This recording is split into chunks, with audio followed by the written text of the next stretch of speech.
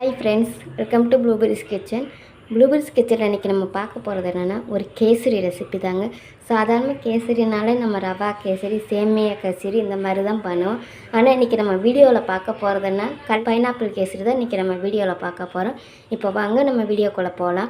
வீடியோக்குள்ளே போகிறதுக்கு முன்னாடி இப்போ தான் நீங்கள் முதல் முறையாக என்னோடய வீடியோவை பார்க்குறீங்கன்னா மறக்காமல் சப்ஸ்கிரைப் பண்ணிக்கோங்க. பக்கத்தில் இருக்கிற பெல் ஐக்கானையும் ப்ரெஸ் பண்ணிக்கோங்க. அப்படின்னா தான் நான் புதுசாக வீடியோ போட்டால் நீங்கள் என்னுடைய வீடியோவை பார்க்கலாம். இப்போ வாங்க நம்ம ரெசிபிக்குள்ளே போகலாம். இப்போ பேன் சூடாயிடுச்சுங்க. இல்லை கொஞ்சமாக நெய் சேர்த்துக்கிறேன் நான். இப்போ ஊற்றின நெய் சூடாயிடுச்சுங்க. இப்போ இதில் கொஞ்சோண்டு பைனாப்பிள் பீசஸ்ஸு நான் பொடியாக கட் பண்ணி எடுத்து வச்சுருக்கேன். இதை இப்போ கொஞ்சம் வதக்கி எடுத்துக்கிறோம். நம்ம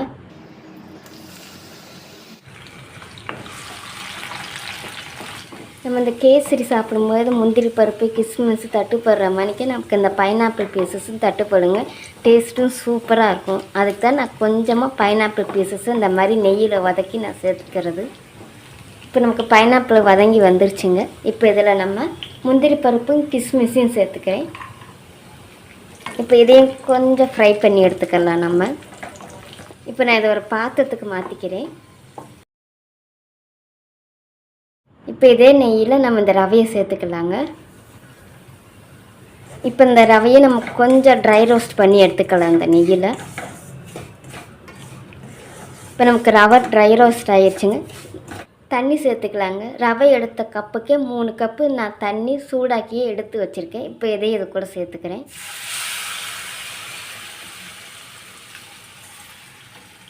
தண்ணியை சேர்த்த உடனே நல்லா கலந்து விட்டுக்கோங்க. இன்னும் ரவை கட்டி கட்டியாக நின்றுக்குறோம். அதுக்கு தான் ஒரு 2 நிமிஷம் மூடி போட்டு குக் பண்ணி எடுத்துக்கலாங்க. 2 நிமிஷம் ஆயிடுச்சுங்க. இப்போ ஓப்பன் பண்ணிக்கலாம். பாருங்களேன், நம்ம ஊற்றின தண்ணியெல்லாம் வற்றி ரவை நமக்கு நல்லா வெந்து கிடச்சிருக்குங்க.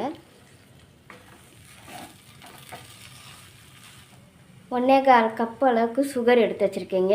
சுகரை மைல்டாக சாப்பிட்றவங்களுக்கு 1 கப்பு போதுங்க. கொஞ்சம் நல்லா சாப்பிட்றவங்களுக்கு 1.25 கப்பு நீங்கள் இனிப்பு சேர்த்துக்கோங்க. கொஞ்சம் கலருக்காக நான் எல்லோ கலர் சேர்க்குறேங்க. இப்போ இதையும் நல்லா மிக்ஸ் பண்ணி எடுத்துக்கலாங்க. இப்போ நம்ம சேர்த்த சீனியும் நல்லா மெல்ட்டாகி வந்திருக்குங்க. பாருங்களேன், நம்ம பாத்திரத்தில் ஒட்டாமல் வருதுங்க நம்மளுடைய கேசரி. இப்போ இந்த இதில் கொஞ்சமாக ஏலக்காய் பொடி தூவிக்கலாங்க. இப்போ நான் வறுத்து வச்சுருக்கிற கிஸ்மிஸு, இந்த பைனாப்பிள் இதெல்லாம் சேர்த்துக்கலாங்க இதுலேயே. இப்போ இந்த ஸ்டேஜில் நான் பைனாப்பிள் ஜூஸு இது கூட சேர்த்துக்கிறேங்க. ஃப்ரெஷ்ஷான பைனாப்பிள் ஜூஸ் தாங்க நான் இதில் சேர்க்குறேன். இப்போ இதையும் நல்லா மிக்ஸ் பண்ணி எடுத்துக்கலாங்க. இப்போ நான் இந்த கேசரி இறக்க போகிற ஸ்டேஜில் கொஞ்சமாக நெய் விட்டுக்கிறேங்க. அப்போனா தான் நமக்கு இந்த கேசரியில் நெய் வாசனை நல்லா இருக்குங்க. இப்போ நமக்கு கேசரி ரெடி ஆயிடுச்சுங்க. இப்போ நான் அடுப்பை அமுத்திக்கிறேன். அவ்வளோதான் ஃப்ரெண்ட்ஸ், இப்போ நம்மளுடைய பைனாப்பிள் கேசரி ரெடி ஆகிடுச்சு. இன்றைக்கி நான் ட்ரை பண்ண மணிக்காகவே இந்த ரெசிபி நீங்களும் ட்ரை பண்ணி பாருங்கள். சாதாரண கேசரி பண்ணுற இடத்துல ஒரு தடவைனாலும் நீங்கள் இந்த பைனாப்பிள் கேசரி பண்ணி பாருங்கள். டேஸ்ட்டு சூப்பராக இருக்கும். இந்த ரெசிபி உங்களுக்கு பிடிச்சிருக்கும்னு நினைக்கிறேன். பிடிச்சிருந்துச்சுன்னா மறக்காமல் ப்ளூபெரிஸ் கிச்சனை சப்ஸ்கிரைப் பண்ணிக்கோங்க. தேங்க்யூ.